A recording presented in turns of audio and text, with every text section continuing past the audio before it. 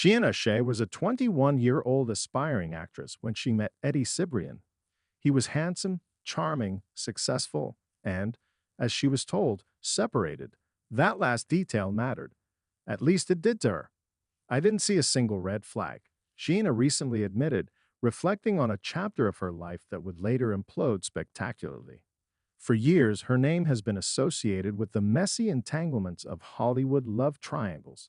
But at the time, she says she was simply a young woman falling for a man who seemed available. The year was 2006. Sheena had just started building her life in Los Angeles.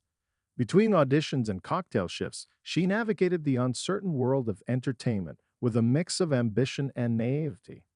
Eddie Cibrian, then a rising star thanks to roles in Third Watch and CSI, Miami, crossed her path and swept her off her feet.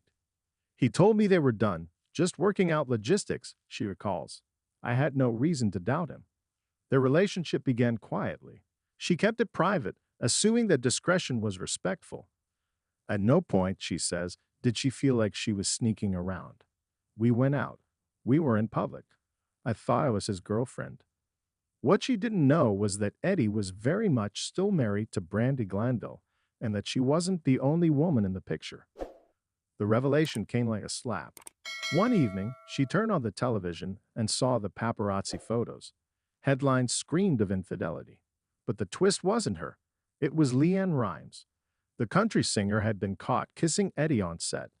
Sheena didn't even know they were working together.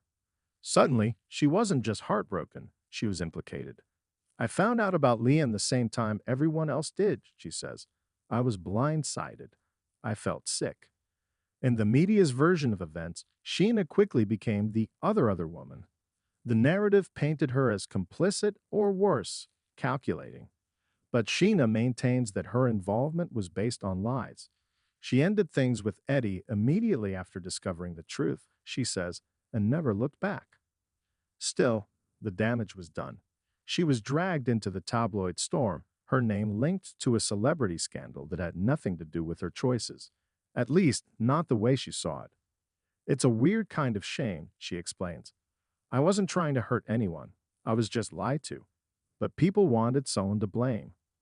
Years later, Sheena would go on to join Vanderpump Rules, becoming a breakout reality star with a loyal following.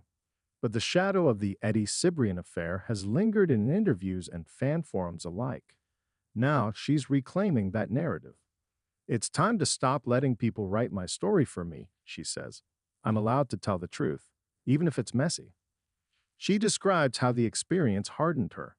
Trust became a minefield. Dating turned into a strategic operation, complete with social media investigations and background checks. Once you've been burned like that, it's hard to go back to believing people at face value. But she also credits that moment with a strange kind of clarity. It taught me to speak up, to ask harder questions, to never assume someone else's truth is my truth. She doesn't blame Brandi Glanville for the public shaming that followed. She was hurt. I was hurt. We were both lied to by the same person. The two women eventually met, on camera, of course, in a surreal, tense exchange. We talked it out. It wasn't pretty, but it was real. And that mattered. Now a mother and podcast host, Sheena has a different perspective on those years. I was 21. I was green. I believed in fairy tales. But I also know now that healing requires owning your part, even if your part was just being young and foolish. When asked if she ever spoke to Eddie again, she shakes her head. No, there was nothing left to say. She does, however, keep a close eye on how narratives are shaped, especially for women in the public eye. People love to call women homewreckers, but no one asks how the house was built in the first place. The media's appetite for scandal hasn't slowed, but Sheena is done playing the role of scapegoat. I'm not ashamed of who I was. I just wish I had been given the same benefit of the doubt people give men every single day. She hopes her story reminds others, especially young women, to stay alert, ask questions, and protect their peace. It's not about being cynical. It's about being smart. Loving someone shouldn't cost you your dignity. As she moves on with her life, Sheena isn't interested in erasing the past. She just wants to own it on her own terms. I learned. I grew. I survived, she says, and I want to apologize for that.